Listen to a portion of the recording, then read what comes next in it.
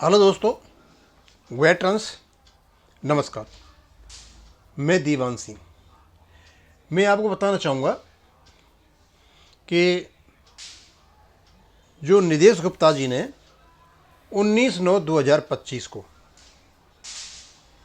जो point cover किए थे LIC पेंशन अपडेशन में, उसकी फुल डिटेल्स मेरे पास है। और ये कोई रामास्वामी, उनकी एज 78 है, थंजावुर, इन्होंने कहीं ये डाला और SN मूर्ति साहब ने मुझे ये उपलब्ध कराया। मेरी जब उनसे बात हुई थी आज सवेरे, तो पहला पॉइंट उनका जो था, उन्होंने जो कवर किया था, आपको पता चलेगा कि हमारे बैंक पेंशन अपडेशन से ये कितने मेल खाते हैं। पहला पॉइंट था denial of 100% utilization of DR to pre 1/8/1917 retirees and the incorrect DR formula ordered by the Delhi high court.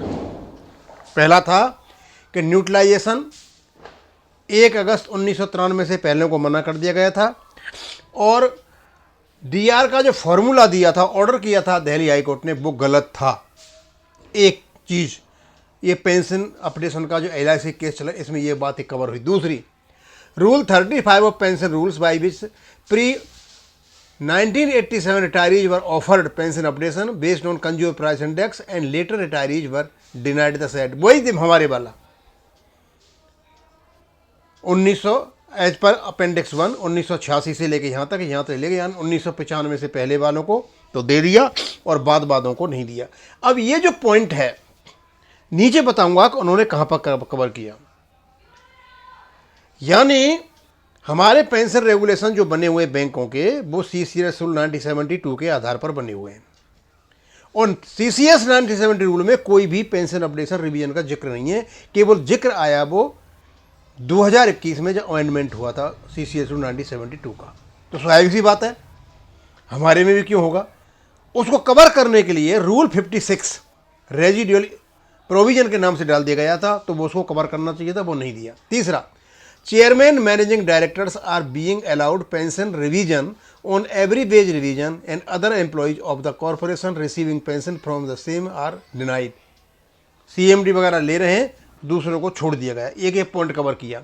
As per the rule 56 of pension, हमारा भी 56 है, rule that the said revision was extended to 2 cadres, chairman MD, and denial to other cadres in discrimination in against. और 56 के अनुसार 2 को तो दे दिया गया और सबको छोड़ दिया गया, डिस्क्रिमिनेशन है।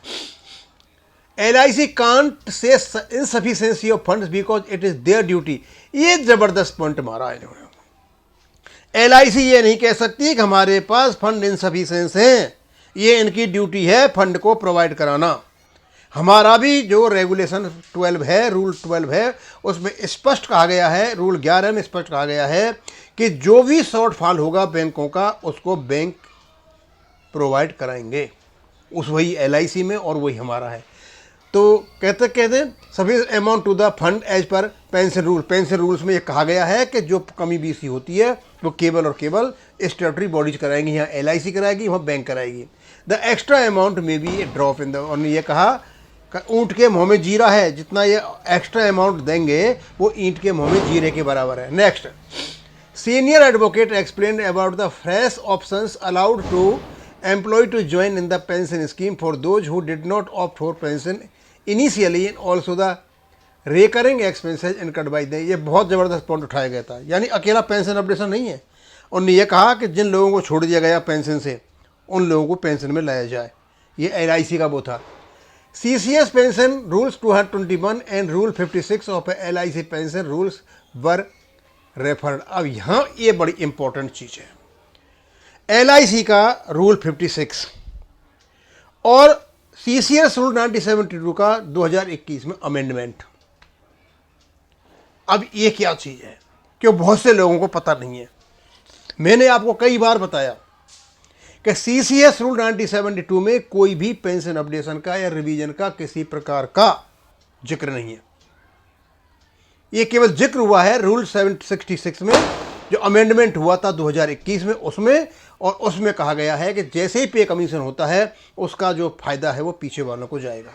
तो स्वाभाविक सी बात है, हमारे जो रेगुलेशन CCL 1972 पर बने हुए हैं सारे के सारे, तो वो नियम लागू हो जाएगा। इस पॉइंट को उठाया था, बहुत अच्छा किया, क्योंकि बार बार हमारे अब भी कुछ ऐसी बातें आ रही हैं कि पीछे वालों को छोड़ दिया गया। कुछ भी नहीं छोड़ा, दैट इज ऑल इम्प्लाइड। उसमें लिख नहीं सकते थे। क्यों नहीं लिख सकते थे? क्यों CCS रूल 1972 में नहीं लिखा हुआ था। इसलिए जो रूल 56 है, रेजिडुअरी प्रोविजन है, इसलिए उसको डाला गया था। Next, senior advocate clarified that the our pay is not OROP but only the parity of pension. He explained the relevant portion of the various pay commissions and their relevant to their cases. So ऐसी बात है, हम employee हैं, दूसरे employee हैं, पे commission की बात की उन्होंने, भाई उनको जब हम मिल रहा है तो यहाँ भी तो मिलना चाहिए। पे कमीशन पर CCS रूल 1972 लागू होते हैं, इन पर भी लागू होते हैं। वो सारे में डिटेल में उन्होंने एक्सप्लेन किया। Many of the earlier relevant, और उसके बाद जजमेंट जो कोर्ट के वो भी बताए, और ये करना स्वामी 78 ने सारा लिया। मतलब इस प्रकार जो पॉइंट एक एक करके जो पॉइंट लिए और ये रामास्वामी साहब ने जो हमको बताया, इससे यह जाहिर होता है कि बहुत सारी समानताएं इस बहस में हमारे पेंशन रेगुलेशन से मेल खाती हैं। अब जब हमारी सुनवाई होगी तब देखा जाएगा। ये तो 29/10 को होना है, क्योंकि समानताएं थी, इसलिए हम LIC की बहुत ज़्यादा चर्चा कर रहे थे, क्योंकि मेरे पास जितनी भी इन्फॉर्मेशन थी LIC से संबंधित, जहाँ जहाँ से हम इनको इकट्ठा कर पाए, वो मैंने आप तक पहुँचा दी है। और मैं बता दूँ, कुछ हमारे लोग हैं, कोई इसको मुंगेरी लाल के सपने कहता है, कोई हसीन सपने कहता है, ये अपनी अपनी आपकी बात है। भाई मैं आपको ये सारी इन्फॉर्मेशन प्रोवाइड करा रहा हूँ, बहुत मेहनत करनी पड़ती है, आसान नहीं है। सिर्फ एक लाइन लिख दिया मुंगेरी लाल के हसीन सपने नहीं है। आपका 100% पेंशन अपडेशन होगा। अब आपके रेगुलेशन के हिसाब से होगा या RBI लाइन पे होगा, वो तो कोई पता नहीं है। पेंशन अपडेशन तो LIC का भी होगा। बस ये चाह रहे हैं किसी प्रकार से इनके रेगुलेशन के अनुसार अपडेशन न हो, बहुत बड़ा खर्चा होगा, अदरवाइज मामला खराब हो जाए। और मैं एक बात बता दूं, अब ऊंट पहाड़ के नीचे आने वाला है। कैसे? एक तो बैंकों का मर्जर होने जा रहा है। मैंने बताया 3 बैंक होने जा रहे हैं, गवर्नमेंट का ऐसा सोच है। और अभी मैंने देखा कि 9 की 9 जो कंस्टिट्यूएंट्स हैं, UFB उन्होंने लेटर लिखा है भारत सरकार को कि भारत सरकार चाहती है कि जो बैंक हैं उनके जो CMDs हैं वो प्राइवेट सेक्टर से लाए जाएं। इन्होंने लेटर लिख दिया। अब कौन कौन इसमें साथ देगा? भाई ये हमारा साथ ये नहीं दे रहे हैं तो क्या आप इनका साथ दोगे? और ये सिर्फ और सिर्फ इसलिए हल्ला मचा रहे हैं क्योंकि बैंक यदि मर्ज होते हैं और CMD प्राइवेट सेक्टर से आते हैं तो इनकी चल नहीं पाएगी जो ये चला रहे हैं, और इनका ये भी नहीं हो पाएगा कि पेंशन अपडेशन को नहीं होने दे रहे हैं। अब देखो क्या होता है, पता चलेगा कि कितनी हड़तालें करते हैं, क्या करते हैं, क्या नहीं करते हैं। ये सिर्फ और सिर्फ 9 की 9 यूनियन अपना धंधा पानी देखती हैं और इनको कोई लेना देना नहीं है, ना तो सर्विंग एम्प्लॉय से है और ना इनको रिटायर्ड से है। सर्विंग से इतना प्यार है कि उनका 200 रुपये महीने जो कटिंग होके आती है, इनको जो पैसा मिलता है सर्विंग से इतना प्यार है, इससे ज़्यादा और कोई प्यार नहीं है इनको। अब तो आगे पता चलेगा क्या होता है क्या नहीं होता। मैं वापस इसी पे आता हूँ, जो LIC का जितना भी डिटेल था अब तक का, वो सारा का सारा हमने आपके सामने रख दिया है। और क्योंकि ये सारे के सारे जो रेगुलेशन से हमारे रेगुलेशन से मेल खाते हैं, स्वाभाविक सी बात है, LIC का केस जीता जाता है तो स्वाभाविक हम पर असर पड़ेगा। और ये जज साहब का कहना, माहेश्वरी साहब का, कि भाई मुझे तुम्हारे कैलकुलेशन से, प्रॉफिट से, लॉस से और फाइनेंशियल बर्डन से कोई मतलब नहीं है। हम ये देखेंगे जो यहाँ आर्गूमेंट हो रहे हैं वो लीगल हैं या इलीगल हैं। अब काफ़ी बड़ा दम है इन चीज़ों में, आगे देखते हैं कोर्ट का मैटर है, क्या होता है क्या नहीं होता है। इसको मैं यहीं ख़त्म करूँगा। थैंक यू, धन्यवाद।